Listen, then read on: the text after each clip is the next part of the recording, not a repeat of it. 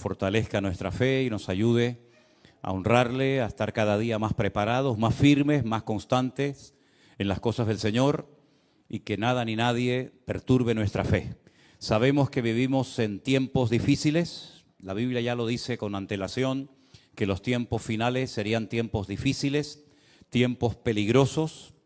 Como dije el domingo en el mensaje, se lo recuerdo, así como aquel gigante llamado Goliat desafiaba constantemente al pueblo de Israel, hoy en día también nos están buscando las cosquillas, nos están pinchando y presionando por todas partes, pero los gigantes todos cayeron uno detrás de otro, es simplemente cuestión de tiempo. Yo quiero llevarles nuevamente al pasaje que leíamos el domingo, que era Primera de Samuel, capítulo 17, donde David, enviado por su padre al campamento donde sus hermanos mayores estaban a punto de enfrentarse con los eternos enemigos del pueblo de Israel, como eran los filisteos. Cuando él llega al campamento, se da cuenta de que la atmósfera, el ambiente, pues está bastante cargado. Hay mucho pesimismo, mucha derrota, y cuando él pregunta qué es lo que está sucediendo, le informan de que hay un gigante, un paladín de parte de los enemigos que lleva 40 días amedrentando, asustando al pueblo de Dios, y desde el más grande, el rey Saúl, hasta el más pequeño, nadie se atrevía a dar un paso adelante para solucionar el problema. Bueno, hasta que apareció David. Dice la Biblia que él se ofreció voluntario. A él no tuvieron que presionarlo, a él no tuvieron que decirle, oye, ¿te animas a ir tú contra el filisteo? Sino que él dijo, yo iré. Yo iré, reconozco que este hombre está muy bien armado. De hecho, él describe espada, lanza, jabalina, pero yo no necesito de nada de eso. Yo solamente voy a ir contra él en el nombre de mi Dios. Y en el nombre de mi Dios, yo lo voy a derrotar. Y hace una tremenda declaración, vamos a leerla nuevamente, capítulo 17, verso 45, dice la palabra de Dios así. Entonces David le dijo al filisteo, tú vienes a mí con espada, lanza y jabalina, mas yo vengo a ti en el nombre del Señor de los ejércitos, el Dios de los escuadrones de Israel, a quien tú has provocado. Jehová te entregará hoy en mi mano y yo te venceré, te cortaré la cabeza y daré hoy los cuerpos de los filisteos a las aves del cielo y a las bestias de la tierra, y toda la tierra sabrá que hay Dios en Israel. Y termina diciendo, verso 47, y sabrá toda esta congregación que el Señor no salva con espada ni con lanza, porque del Señor es la batalla y Él os entregará en nuestras manos. Aquí no hay un acto de prepotencia por parte de David, ni muchísimo menos.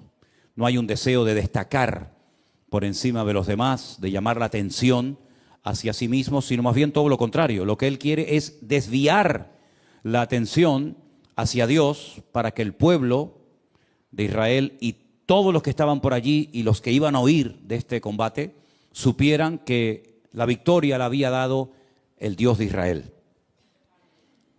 No era un pueblo de ateos, pero era un pueblo que no sabía cómo actuar frente a la adversidad.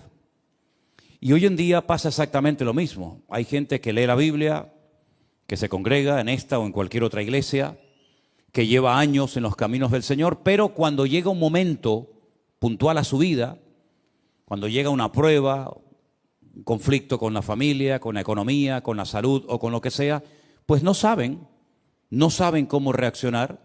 Y parece ser que este era uno de los grandes problemas que Israel tenía en aquel momento. Sabían ir todos unidos contra un enemigo, pero como los filisteos estaban planteando que solamente uno se enfrentara a Goliat, pues ellos se quedaron paralizados porque no estaban acostumbrados a pelear así.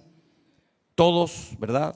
Todos los israelitas contra los filisteos contra ellos, a eso sí, en el valle, en la montaña, con espadas, con jabalinas, con flechas, con arcos, con lo que fuera. Pero eso de que uno fuera a pelear contra otro, pues ellos nunca lo habían visto y por eso no sabían cómo reaccionar. Y es que las pruebas que van a venir a nuestras vidas no siempre van a venir igual, pero las pruebas que han venido a nuestra vida y que con la ayuda del Señor hemos logrado superar, nos tienen que preparar y nos tienen que ayudar a reconocer cómo actuar en las pruebas que van a venir sí o sí a nuestra vida, ¿verdad? David presenta su currículum. Tú tienes un currículum en el Señor, sea pequeño, sea grande, sea visible o no.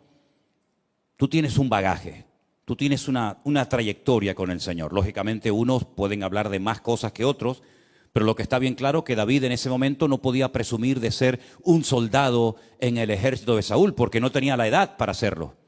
Pero él dijo, bueno, yo no soy un soldado, yo no tengo armadura, yo no formo parte de los escuadrones de Israel, pero yo quiero decirles a todos ustedes, porque veo que no lo saben, que para mí pelear contra el gigante filisteo a mí no me resulta complicado, porque yo sí sé lo que es pelear uno contra uno. Yo no sé lo que es ir a la guerra con un montón de soldados que me respalden, pero yo cuando fui a pelear con el león nadie vino a ayudarme y lo vencí. Y yo cuando fui a pelear contra aquel oso que quería despedazar el rebaño de las ovejas de mi padre, yo fui solo. Allí no estaba ni mi padre, ni mis hermanos, ni ningún hermano que me ayudara.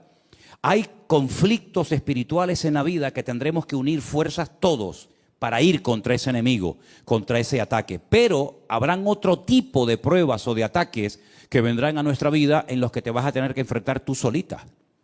Y tú dices, ¿y ahora qué hago? Bueno, gracias a Dios tenemos el manual. Tenemos la Biblia, la palabra de Dios, a través de la cual podemos descubrir cómo tenemos que reaccionar ante esa situación que no afecta a la iglesia. No es algo que nos está afectando a todos. ¿Se acuerdan cuando, por ejemplo, nos confinaron? Tuvimos que darle vueltas a la cabeza y decir, bueno, vamos a hacer esto, vamos a hacer lo otro, cada uno en su casa, creamos aquel grupo de WhatsApp y era algo que nos, digamos, que nos afectaba a todos. Pero luego hay muchas cosas que son tuyas, particulares, que no me afectan a mí, o las mías no te afectan a ti.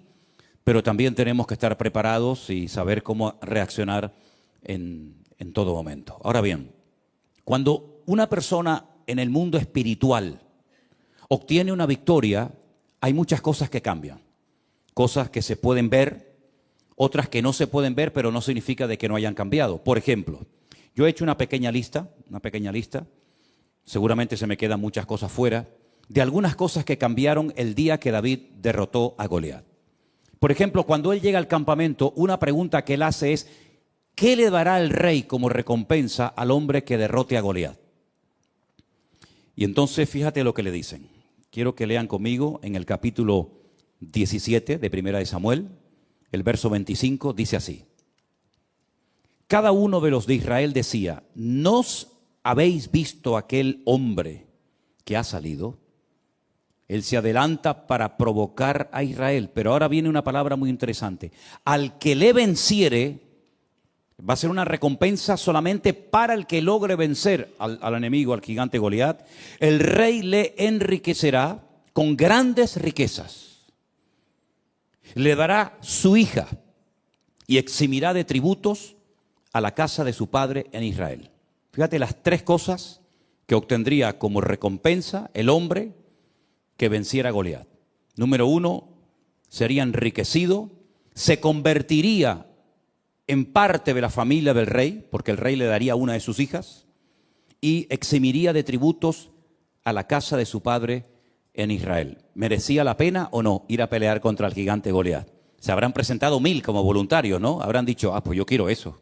Yo quiero ser rico, quiero ser yerno del rey y quiero que además toda mi familia quede excluida de pagar impuestos. Pues la cruda realidad es que no se presentó nadie.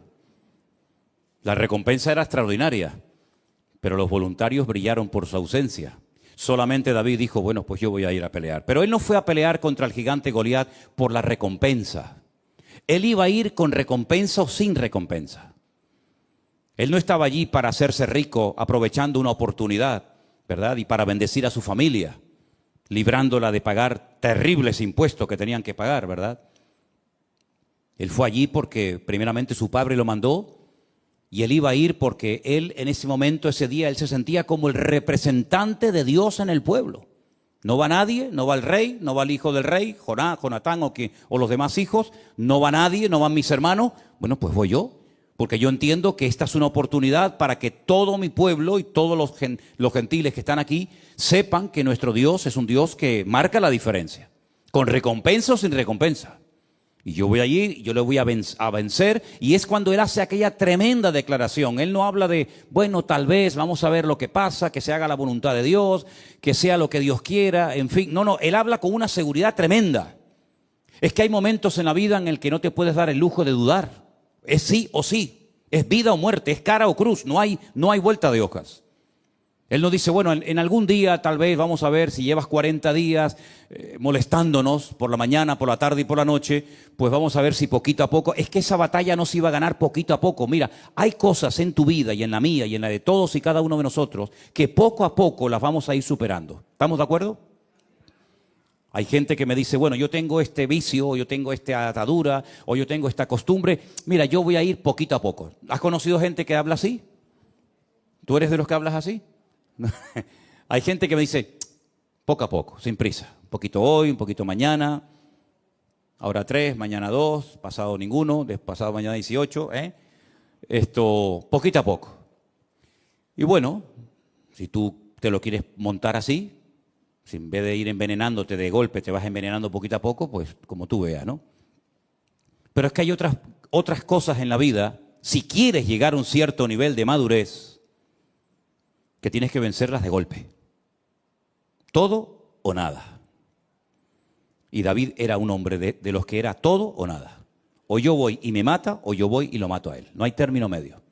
Porque fíjate que además David hace una cosa muy interesante, y es que él primeramente, antes de matar al filisteo, le lanza aquella piedra y la piedra no lo mató. La piedra lo hirió, dice que se le clavó en la frente y claro, el dolor tuvo que ser tremendo. Una piedra con una honda es como un tiro, pero realmente la piedra no mató a Goliat, lo derrumbó, pero Goliat seguía vivo. Si se lo llegan a llevar los filisteos a su campamento, lo curan y este hombre a los pocos meses o a las pocas semanas está otra vez igual, allí parado, desfallando al pueblo de Israel. Entonces David dice que salió corriendo y con la misma espada con la que quería Goliat matarlo a él, dice que él le cortó la cabeza. Y entonces sí, ya con la cabeza cortada, ya muerto el perro, se acabó la rabia, ¿verdad? Dice que cogió la cabeza y se la enseñó a la gente, dijo, ya está, se acabó. Es decir, que hay cosas que se pueden superar poco a poco, pero hay cosas que tienes que ser radical, tremendamente radical, porque o las vences tú a esas cosas, o ellas te van a terminar destruyendo y matando tu vida espiritual. Entonces David entendió que era un día clave en la historia del pueblo de Israel. Hay días en nuestras vidas que son claves. Hay días que marcan algo en el mundo espiritual, que se queda como una especie de marca indeleble en el mundo espiritual, que marcan una diferencia. Por ejemplo, el día que Abraham estuvo dispuesto a sacrificar a su hijo, eso quedó ahí marcado para el resto de la historia. El día que Jacob peleó con aquel hombre que dice la Biblia, no te dejaré, no te voy a soltar hasta que no me bendigas, ese día fue un día clave en la vida de Jacob. El día que sale de la cárcel José y le logra interpretar los sueños al faraón y le dice, mira, no solamente va a pasar esto, esto y esto y esto en los próximos 14 años, sino que además tienes que hacer esto. Ese día marcó un antes y un después en su vida y en la vida del pueblo de los egipcios. Así que hay muchos días que se presentarán en nuestra vida, digamos que, bueno, sin pena ni gloria, por así decirlo, pero hay otros días que son claves, ahí tienes que dar la talla, ahí no puedes dudar. Ese día es el día que marca algo importante que te va a cambiar de por vida. De hecho, la vida de David nunca más volvió a ser la misma después de ese día. Ese día, o al poco tiempo de ese día, comenzaron a ocurrir cosas muy interesantes. Vamos a leer algunas. Capítulo 18, verso 1. Aconteció que cuando él hubo acabado de hablar con Saúl, porque después de derrotar al gigante, él fue, habló con Saúl. Claro, el libro de Samuel a veces como que confunde un poco, porque se conocían o no se conocían. Bueno, como no está en orden cronológico, podemos tener diferentes opiniones. Pero lo que está bien claro es que David habló personalmente con el rey Saúl el día que derrotó al gigante Goliat. Y en ese día, en esa conversación, estaba presente un muchacho llamado Jonatán, que era el príncipe de Israel, el futuro heredero, el hijo del rey. Y aconteció que cuando él hubo acabado de hablar con Saúl, el alma de Jonatán quedó ligada con la de David y lo amó Jonatán como a sí mismo. Claro, los mal pensados, los de mente corrupta y los perversos, siempre le quieren dar una interpretación incorrecta al texto. Pero allí se fraguó y nació una amistad preciosa entre Jonatán y David, entre David y Jonatán, una amistad limpia, una amistad pura, una amistad verdadera. Y como él llegó a escribir tiempo más tarde, es mejor un amigo que a veces un hermano, ¿verdad? Entonces, eso es algo que ocurrió ese día. Ahí empezó una amistad, una relación entre amigos preciosa. Segunda cosa que ocurre, vamos a leer a partir del versículo 6, si os parece. Aconteció que cuando ellos volvían, cuando David volvió de matar al filisteo, salieron las mujeres de todas las ciudades de Israel cantando y danzando para recibir al rey Saúl, con panderos, con cánticos de alegría y con instrumentos de música. Y cantaban las mujeres que danzaban y decían: Saúl hirió a sus 1000 y David a sus 10,000.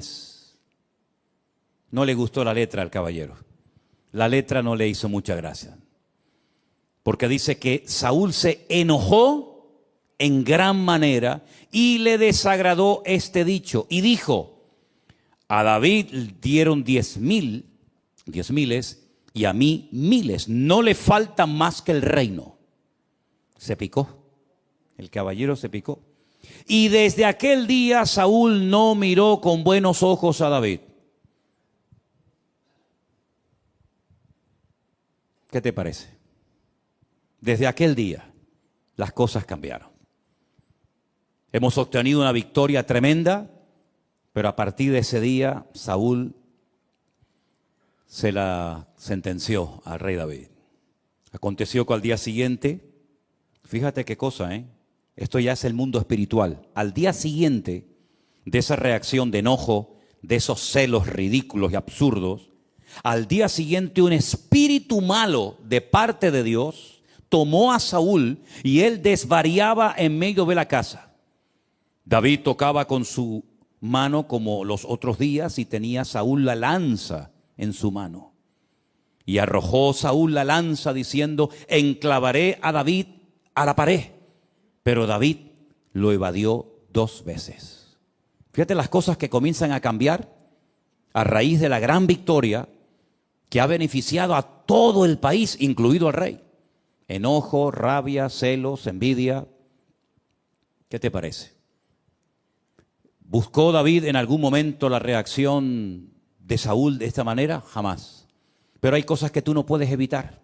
Hay algunas cosas, muchas cosas podemos evitar en la vida, pero hay otras muchas cosas que, por mucho que le des vueltas a la cabeza, hay cosas que no puedes evitar. Y una de ellas era que Saúl odiara y le tuviera unos celos enfermizos al joven David.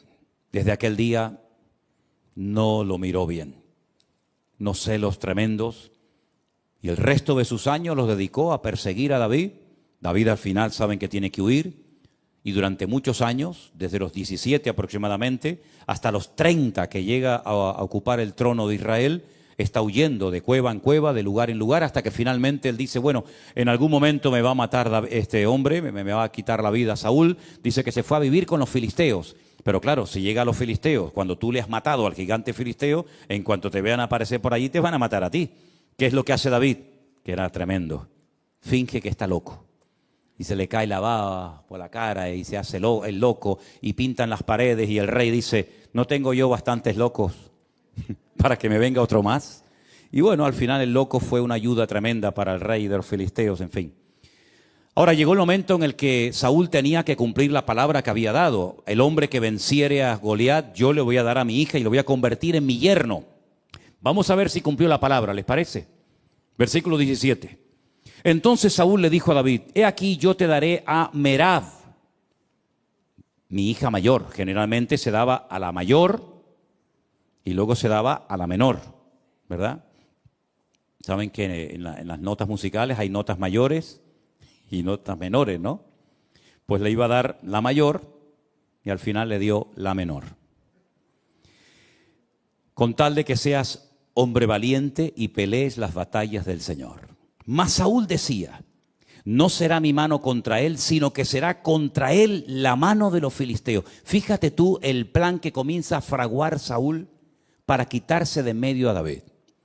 Pero David le respondió a Saúl: ¿quién soy yo o qué es mi vida o la familia de mi padre en Israel para que yo sea yerno del rey?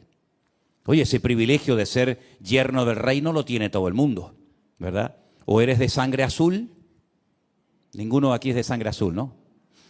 ¿O no tienes ninguna posibilidad de llegar a ser familia del rey?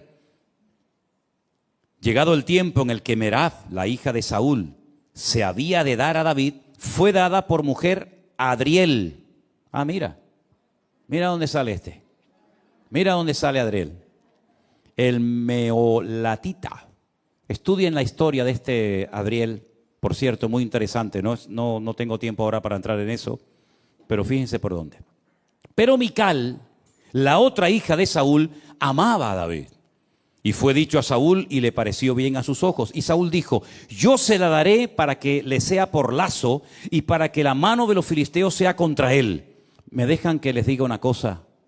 No se sorprendan. Creo que nunca he dicho esto, pero hoy se lo comentaba a Elena y digo: oye, vamos a dejarnos de tener pena y compasión de Saúl. Saúl era malo, Saúl era malo, Yo durante años me daba pena, ¿no? Me daba esa cosita, por esa tristeza por Saúl. Decía: pobre hombre, fíjate tú y tal. Pero es que Saúl era malo. Saúl era malo. ¿Y una persona mala en qué piensa? En cosas malas. Dice la Biblia en Romanos 8, los que son de la carne, ¿en qué piensan? En las cosas de la carne. Y los que son del Espíritu, ¿en qué piensan? En las cosas del Espíritu. ¿La cabra dónde tira? Al monte. Así de claro. Saúl era malo, pero sabía fingir y sabía aparentar. Yo te voy a dar a mi hija. Ese privilegio no lo tiene nadie en Israel. Se ve que las dos hijas, la mayor Merab y la menor Mical, en ese momento eran solteras. Y claro, oye, es un detallazo por parte del rey permitirle casarse con una de sus hijas. Entonces él va a quedar bien ante la gente, pero es que en el fondo esa no es la intención de Saúl. La intención es que los mismos filisteos acaben con la vida de David. Y mira lo que él intenta hacer.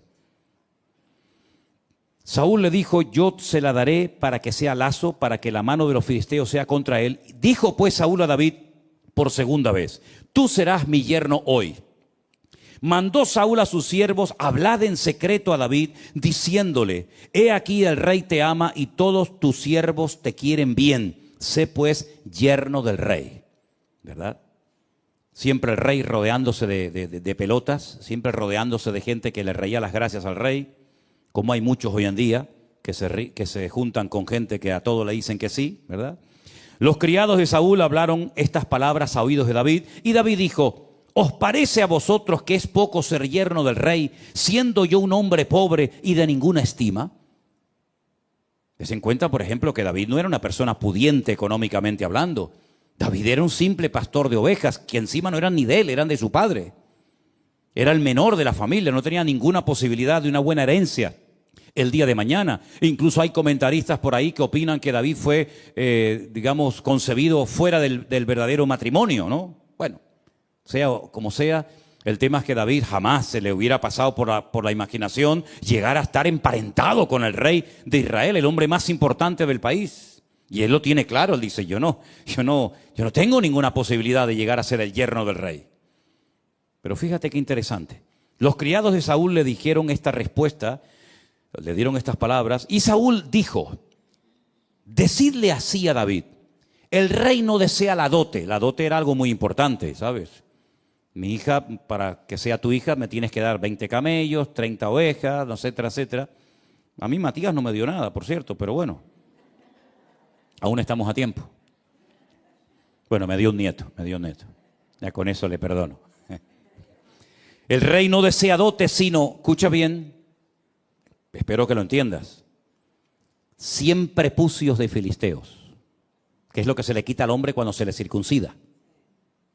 Quiero 100 de filisteos, para que sea tomada venganza de los enemigos del rey. Pero es que esa no es la verdad.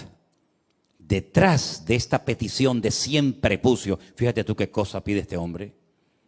Saúl lo que quería hacer es que David cayera en manos de los filisteos, porque sobra el decir, no me hagan que dé demasiadas explicaciones, pero sobra el decir que para llevarle en una bolsa siempre pucio de filisteos al rey Saúl, primeramente habrá que matarlos.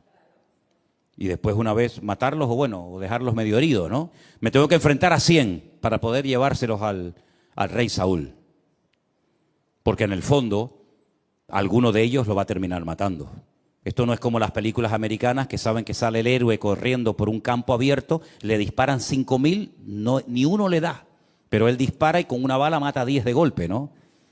Alguno de los 100 lo va a mutilar o lo va a matar. Y eso es lo que en el fondo Saúl quería. Pero miren cómo era David. Cuando sus siervos declararon a David estas palabras, le pareció bien la cosa. Es que le pareció bien la cosa, increíble. A mí me dicen eso y dice, vete tú a cortarlo, vete tú a cogerlo. Le pareció bien, dice, a los ojos de David, para ser yerno del rey. Y antes que el plazo se cumpliese, David se levantó, se fue con su gente y mató a 200. ¿Cuánto pedía el rey Saúl? 100. Este mata a 200. Los mató, ¿eh?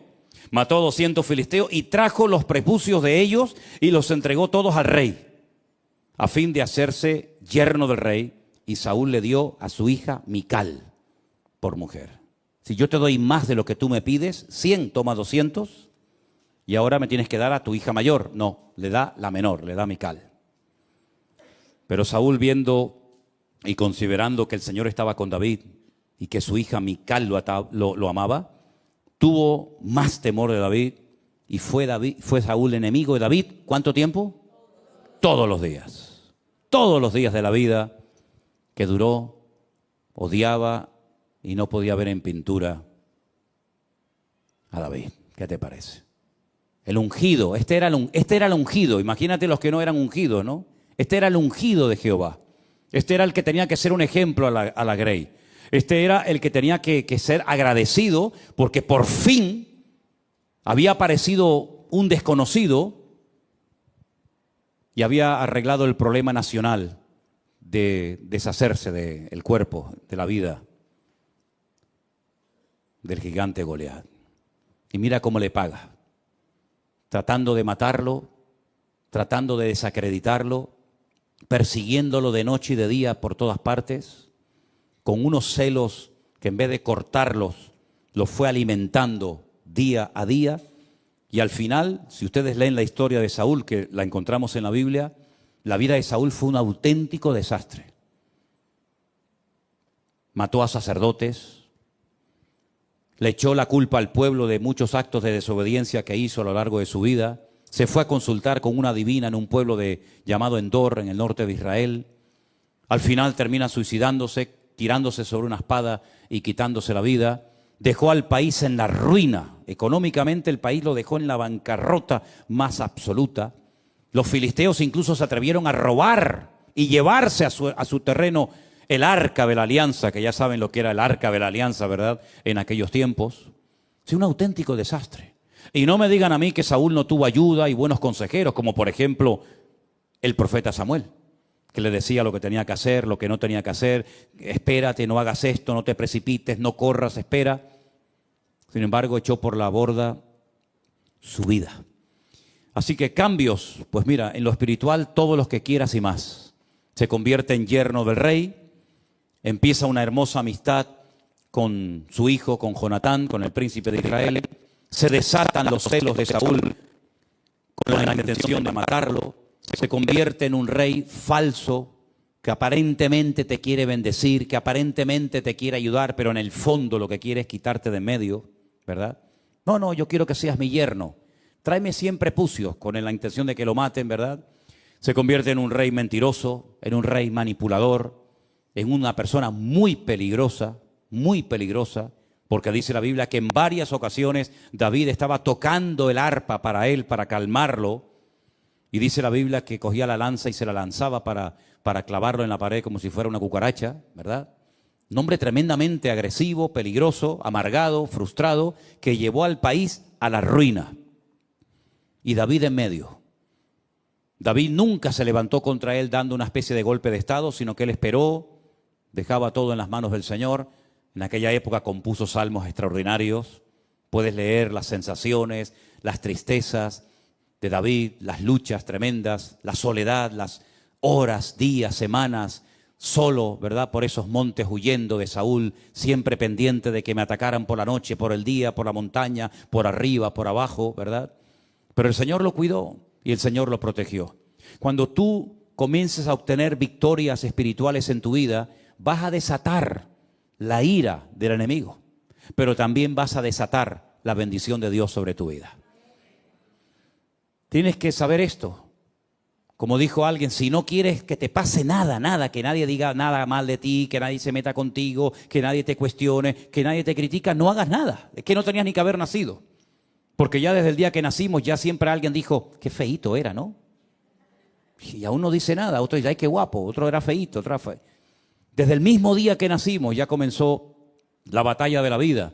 Pero es que además nosotros no solamente estamos en el mundo natural, como todos los seres humanos, sino que nos hemos pasado de bando. En el mundo espiritual hay dos bandos, el del diablo, Satanás, las tinieblas, y el bando de luz, del Señor, ¿verdad? De la bendición de Dios. Y hemos pasado, como dijo el Señor, de muerte a vida. Claro, el otro no está contento con ese cambio, porque sabe que ahora tienes tú una victoria que ya le gustaría a él tener. Ahora tú tienes una influencia, una capacidad en el mundo espiritual que él no va a tener jamás en la vida. Y eso va a despertar envidia, eso va a despertar celos, eso va a despertar pues tantas y tantas cosas. ¿Y dónde va a venir la guerra? Pues desde adentro. El Señor Jesucristo un día nos dio una información tremenda. Dice que los mayores enemigos, a veces, no siempre, pero a veces pueden surgir hasta dentro del mismo seno familiar, dentro de la misma familia. Ese cuñado con el que te llevabas tan bien, ese primo, ese abuelo, ese tío, ese sobrino, con el cual pues antes jugabas al fútbol, iban de excursión y cantaban y lo pasaban bien. Ahora, por el simple hecho de haberte convertido, pues ahora parece que te has convertido en su enemigo. Pero no tienes que asustarte. Al mismo Señor Jesucristo le pasó. Sus propios hermanos, que los tuvo, le decían al Señor, Señor, ¿por qué no vas a otros lugares para que te oigan y te conozcan y sepan de tus enseñanzas? Pero no lo decían porque tuvieran una sana intención de que la gente escuchara el Evangelio, sino para quitárselo de encima, porque se avergonzaban de él. ¿Qué te parece? Y el Señor, ya dijo en cierta ocasión, los mayores enemigos a veces surgen dentro del sector o del ambiente del que menos te imaginas. Incluso la Biblia dice que en los últimos tiempos tal vez la nuera se levante contra la suegra contra la nuera, los hijos contra los padres contra los hijos. Eso va a ser una revolución tremenda y para todo eso tú tienes que estar preparado. Y dice, y no sorprendáis, dice Pedro en una de sus cartas, no sorprendáis del fuego de prueba que os ha sobrevenido. Dice, como si alguna cosa extraña os aconteciera. Mira, sinceramente te deberías de sorprender de que no te pase nada. Eso es lo que te debería de preocupar. No tengo pruebas, no tengo dificultades, no hay problemas, todo parece que va sobre ruedas. Eso es lo que te debería de poner nervioso. Pero pasar por pruebas, por luchas, por dificultades, pues eso es lo lógico, eso es lo normal. Eso es lo que necesitamos para mantenernos humildes y dependientes del Señor y que no nos creamos que ya no necesitamos de nada ni de nadie. Por eso Pedro dice, no os sorprendáis, hermanos, del fuego de prueba que os ha sobrevenido, como si alguna cosa extraña os aconteciese, sino tener en cuenta que las mismas pruebas que tú estás pasando, o mayores, las están pasando nuestros hermanos en otras partes del mundo. Por lo tanto, no es cuestión de una ridícula resignación y decir, bueno, a mí me tocó esto y aquí... No, sino, oye, levántate, pelea, lucha, pelea la buena batalla, dice la Biblia. Pablo dice, pelea, esfuérzate, echa mano de la vida eterna. Él habla de una armadura, él habla de casco, él habla de espada, habla de yelmo. Es decir, él está empleando incluso hasta términos militares, porque la guerra espiritual es real y tú tienes que saberla. Y no derrumbarte, no venirte abajo y decir, bueno, ¿qué me está pasando? No sé, yo estoy leyendo la Biblia, estoy orando, estoy haciendo las cosas bien. ¿Por qué me pasa eso? Pues precisamente por eso. Precisamente por eso, porque estás sacudiendo el avispero. ¿Quieres coger miel? Claro, es muy fácil ir a un supermercado, a una tienda y coger de la estantería un bote de miel. Claro, a ti no te ha costado nada, pero vete a buscarla. Vete a buscar miel. Hay países donde hay gente que son recolectores de miel y tienen que descolgarse con unas cuerdas tremendas y untarse el cuerpo con barro y llevar antorchas y humo, porque tú te vas a meter en el avispero y le quieres robar a la abeja la miel. Tú date cuenta que una cuchara, una simple cuchara de miel, tarda toda una vida, una abeja. Por poco me sale oveja. Una abeja tarda toda una vida para hacer una cucharada de miel y tú se la vas a quitar. Y dices, de aquí, de eso nada. Y vas a matar a la reina y te vas a meter en el panal. Y salen picados por todas partes. Y hay gente que incluso ha muerto porque son alérgicos, ¿verdad?, a las picaduras de las abejas. Y si tú quieres obtener grandes victorias en tu vida, pues vas a ser picado y vas a ser atacado por todas partes. Pero dice la Biblia, mayor es el que está en ti que el que viene contra ti. ¿Cuántos dicen amén? Así que David supo perfectamente que su vida nunca más iba a volver a ser la misma. Al poco tiempo, por la mala cabeza, por la mala actitud, por los pecados, por la constante actitud de desobediencia de Saúl, Dios dijo, basta. Y esto sí que es terrible. Para mí, esto es lo peor que le puede pasar a un ser humano en la vida cuando Dios dice, basta. Y lo ha hecho en varias ocasiones, ¿eh? Lo hizo con Faraón. Lo dijo, ¿no quieres dar tu brazo a torcer y reconocer que todos estos milagros, prodigios, maravillas, estas plagas tremendas son producto de mi intervención? ¿No quieres? Pues ahora yo me voy a encargar de endurecerte el corazón. ¿Quieres ser duro? Yo te lo voy a endurecer como el pedernal. Y no te voy a dar oportunidad ni para que te arrepientas. Fue tremendo. Cuando Dios llega a esos extremos, imagínate. Pues con Saúl llegó exactamente igual. Dijo, Samuel, no ores más por él. Pero no ores más por él. Lo he desechado. Y Dios no dice, bueno, no, te he desechado. Basta, se acabó. ¿Y ahora qué hacemos? Tienes que ir a Belén, a la casa de un tal Isaí, convoca a sus hijos y yo te voy a decir lo que vamos a hacer. Vamos a escoger a otro rey fiel conforme a mi corazón. Todos conocemos la historia, ¿sí o no? Llega a Belén, llega a la casa de Isaí, allí están sus hijos, él se va a acercar al mayor, que era lo lógico, ¿no? Ungir al mayor, al primogénito, y el Señor le dice, ese no es. Bueno, pues será el siguiente, ese tampoco. Y el otro tampoco. Y al final Samuel está desconcertado, él es profeta, varón de Dios, pero en ese momento como que no tiene mucha luz, que digamos, y le dice al padre, oye, una pregunta, ¿tú tienes a otro hijo? Porque yo he traído aquí el cuerno del aceite especial para derramarlo sobre la cabeza de uno de tus hijos. Tú me has dicho que has llamado a todos tus hijos y a mí el Señor no me da paz con ninguno de ellos. Aquí pasa algo. Y le dice, bueno, es que tenemos a otro. ¿Cómo que tienes a otro? ¿Y por qué no lo has llamado? ¿Qué cosa, no? Ni su propio padre lo llamó. Cuando le dijo Samuel, llama a todos tus hijos. Y a David no lo llamó. ¿Qué te parece? Dile que venga.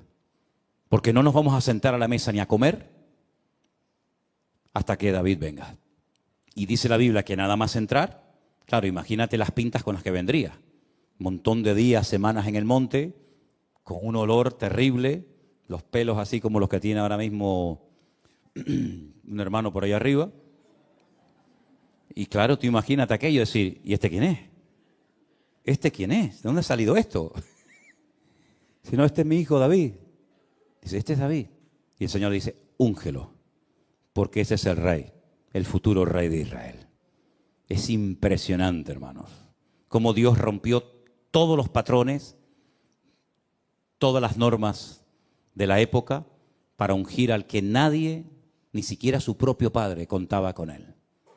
Y a partir de ese día dice que Dios cambió su corazón, mudó su corazón, y el Señor comenzó a bendecirlo y a prepararlo y a ungirlo. Pero claro, si quieres ser rey, lo primero que tienes que hacer es conocer tu país. Y lo vas a conocer, ya verás que lo vas a conocer, pero bien, bien que lo vas a conocer. Vas a conocer hasta dónde se ocultan las ratas. Vas a conocer el país, pero palmo a palmo. Ese sí que fue un Rambo verdadero, ¿eh? Y comenzó desde prácticamente a los pocos días, ya digo, 17, 18 años como mucho, hasta los 30 años, huyendo de un lugar a otro, con un calor que hace en esos lugares donde él se escondía. Fuimos un día a la cueva de Engedi. Es una cueva que está en el oasis de Engedi, en el desierto, y llegamos allá arriba y nos dijeron, en esa cueva se escondió Saúl, y allí dentro estaba el rey David, que podía haberlo matado y no lo hizo. Es decir, una vida de una preparación tremenda. Pero el Señor dice, ese es al que yo he escogido. Ese es al que yo he escogido. Y saben, queridos hermanos, Dios no se equivocó con David. David no era perfecto, no hay ningún ser humano perfecto, ni David, ni Abraham, ni Moisés, ni ninguno, pero ese era un hombre con el cual se podía contar, porque tenía una buena característica. Tal vez otros dirán, sí, pero es que en esto, bueno, tenía una característica extraordinaria, que es lo que marca la diferencia entre un creyente y otro, es la verdad, y es que era un hombre obediente. Dios le decía una cosa y él hacía. Fíjate cuando el rey Saúl, fíjate que aún no era rey, y Saúl le dice, tráeme 100 prepucios de filisteos. Él no era tonto, él sabía que podía perder la vida peleando contra 100 filisteos, y no le trae 100, le trae el doble, le trae 200, pero es que era así, era tremendamente radical, siempre iba más allá de lo que se le pedía. El padre le dijo, pero esto lo tenía ya era su naturaleza, era parte de su esencia, de su personalidad. 100 prepucios, no, 200. Le dice el padre, vete a cuidar las ovejas. Y claro, viene un león y podía haber salido, papá, mira, perdona, pero viene un león, yo salí corriendo. No, mi padre me ha dicho que cuide las ovejas y yo voy a cuidarlas, aunque tenga que pelear contra un león. Nosotros lo hubiéramos hecho, hermano. Tú lo hubieras hecho, Luis. Tú lo hubieras hecho. Ustedes lo hubieran hecho. Si a veces entra una cucaracha a la casa. Una cucaracha. No estoy hablando de cocodrilos ni dragones. Una cucaracha. Y parece que ha entrado Belcebú. Un perenquén, no sé si por ahí que nos ven, perenquén es un lagartito que se pega a las paredes, que se come los mosquitos, las arañitas y esas cosas, que son buenos, los perenquenes son bonitos. Se pegan ahí con sus patitas a los balcones. Sí, trae un perenquén aquí para que veas a más de uno corriendo. Pero es que ahora le viene un león y podía haber dicho, hombre, yo una cosa es cuidar las ovejas de mi padre y otra cosa es enfrentarme con un león. Estamos hablando de cosas muy diferentes. Pues él se queda. Y él se queda y mata al león y no se queda satisfecho con herirlo, sino lo mata. Y al poco tiempo un leoso. Y bueno, ya no le vinieron más porque dijeron los animales, no vayan contra este, que aunque vaya quien vaya, nos va a matar a todos. Eso que hacía en lo natural David, luego él trasladó todo eso a su vida espiritual. Esa radicalidad, ese ir más allá de lo que me han pedido, el jugarme la vida por 4 ovejas que tampoco merecen tanto la pena, el decir en vez de 100, 200, esa actitud en su vida fue la que lo marcó durante toda su vida. Y por eso para él el gigante no era nada, para él un león no era nada, porque él conocía al Señor. Y cuando uno conoce al Señor, no le tiene miedo a nada.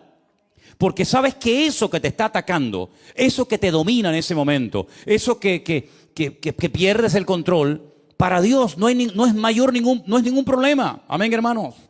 Nuestro Dios es mucho más grande que una enfermedad, que un dolor, que un desánimo, que una tristeza, que la pérdida de un ser querido, que lo que sea, no hay nada que se pueda comparar con el poder de nuestro Dios. Fíjate que David simplemente necesitó una piedra. Pero no porque él dijera la piedra va a matar a Goliat, no, porque él en lo que confiaba no era en la piedra, él confiaba en el poder del nombre de su Dios. Pero tengo que utilizar algo, ¿verdad? Pero si David le hubiera pegado un soplido a Goliat, en el nombre de mi Dios, Goliat lo tumba. Porque no era lo que él hacía, sino era la actitud con lo que él hacía y con la fe que él tenía en su corazón. Entonces todos nuestros actos en la vida, todas nuestras palabras, todas nuestras decisiones tienen que estar empapadas y respaldadas por decisiones de tipo espiritual.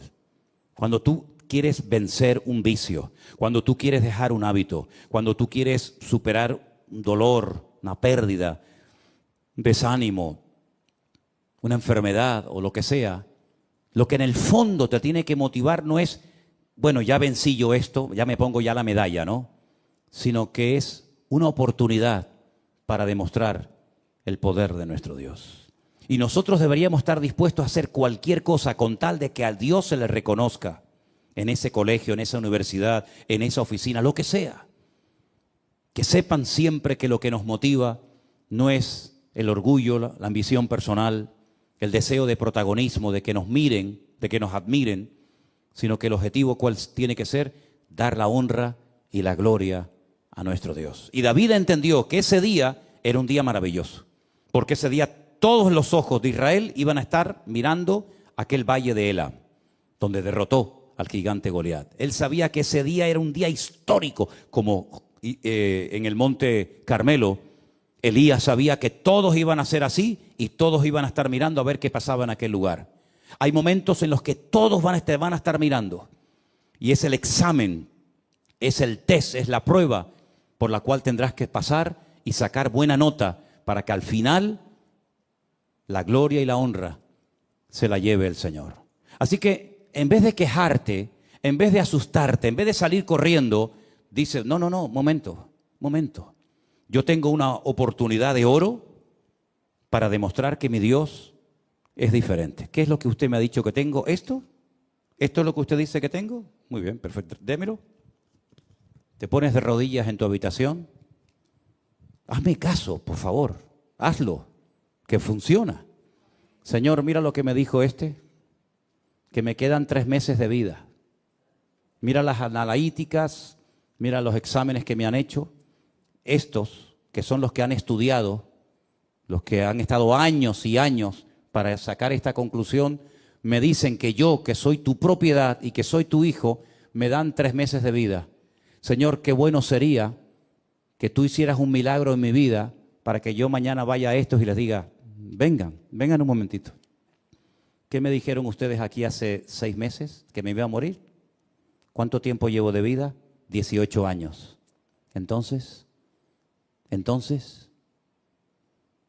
en otras palabras, utiliza tus circunstancias presentes para demostrarles que el poder de tu Dios es más grande que todo lo que te hagan o todo lo que te digan. Y otra cosa, y si por lo que sea tú decides que lo que dijeron estos señores se cumpla, pues muchísimas gracias porque dentro de 3 meses estaré con mi Señor.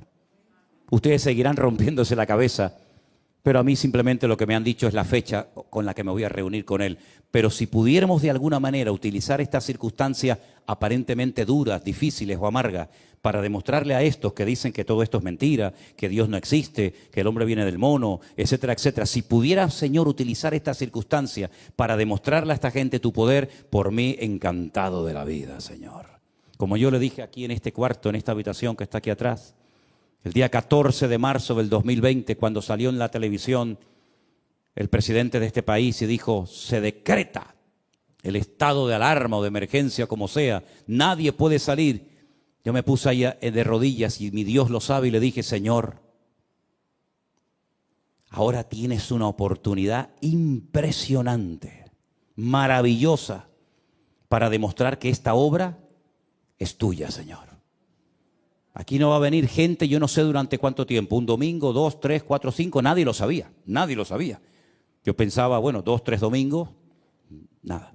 Cerramos el rastro, aquí no podía venir nadie y el Señor comenzó a sorprendernos con auténticos milagros hasta el día de hoy. Hasta el día de hoy. Algunos me decían, bueno, cuando termine la pandemia ya verás que todo. Digo, que no. Porque Dios dijo ahora. Y hasta que venga el Señor, la bendición no va a menguar. El aceite no va a menguar. Juntamos latas vacías, que somos nosotros, y le dijimos, Señor, ahora, cuando no hay recursos, llénalas de aceite, y el aceite no ha menguado hasta el día de hoy. Porque ese es nuestro Dios. Cuando otras iglesias de miles y miles de miembros, y sé lo que digo,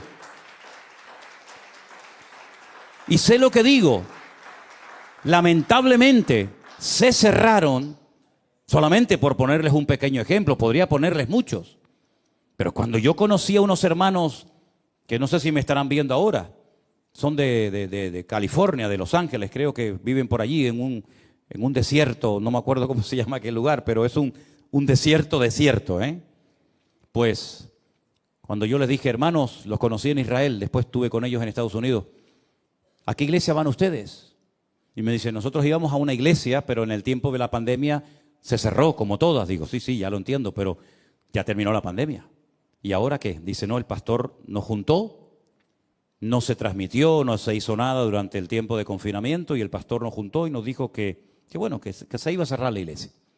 Que cada uno se buscara la vida, unos se reunían en casas, otros se fueron a otra iglesia, otros no se fueron a ninguna parte, lamentablemente. Cerramos la iglesia, dijo el pastor.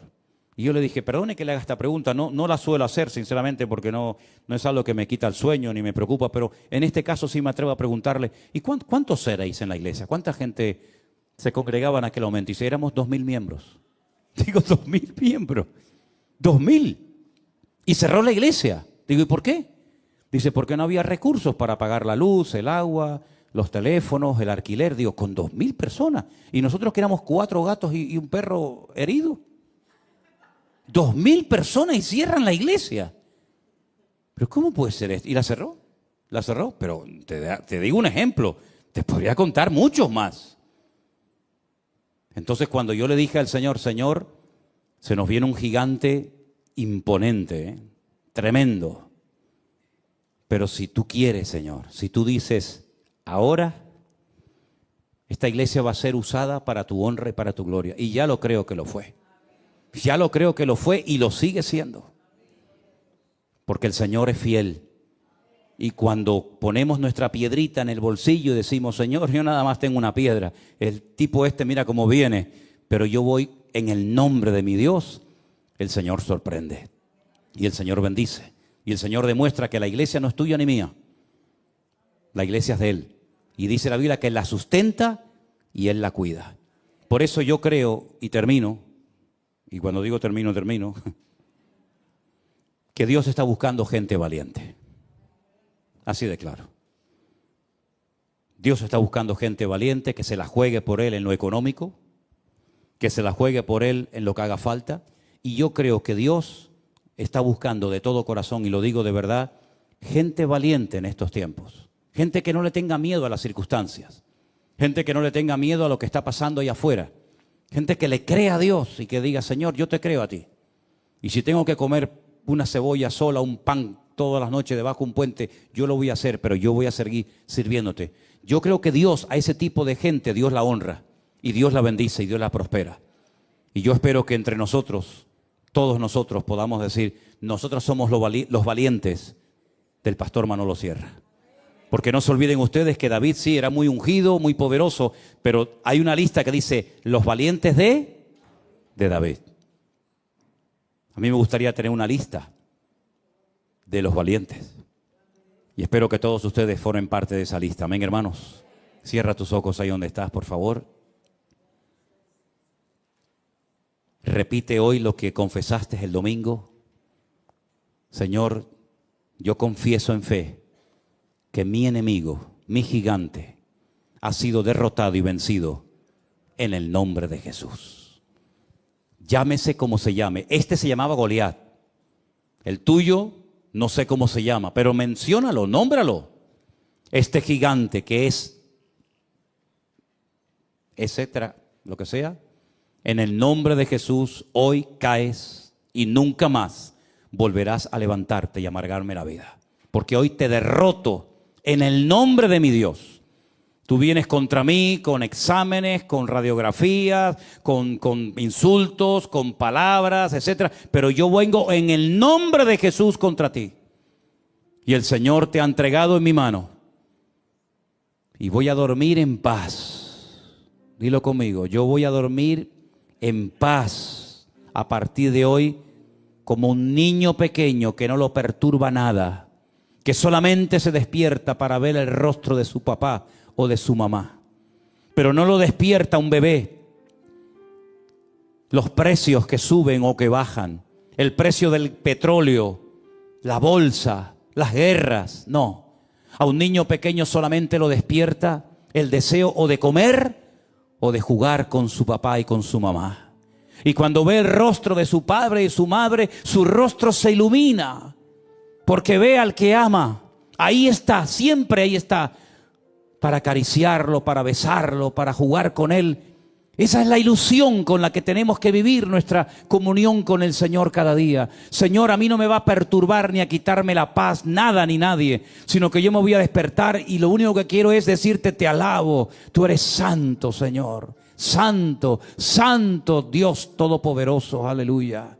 En mis circunstancias, en mi enfermedad, en mi soledad, en lo que sea, yo me gozo porque los gigantes han sido vencidos en la cruz del Calvario. Todos fueron vencidos en el nombre, sobre todo nombre de Jesús. Así que una vez más, confiesa tu victoria. Confiesa la victoria que el Señor te ha dado. Yo soy más que vencedor, aleluya. Tal vez no te sientes como tal, pero no importa lo que te sienta. Di lo que el Señor dice que tengas que decir. Diga al débil, fuerte soy. Él renueva las fuerzas del que no tiene ninguna. Correrán y no se cansarán. El sol no te fatigará de día, ni la luna de noche. Por un camino vendrán y por 7 huirán. ¿De dónde vendrá mi socorro? Mi socorro siempre vendrá del Señor. Porque sus ojos están abiertos de día y de noche, y mi pie no tropezará ni resbalará.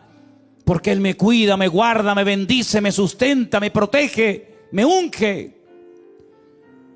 Y Él guarda cuando salgo y Él guarda cuando entro, cuando me levanto y cuando me siento, cuando camino y cuando duermo. El Señor está a mi lado.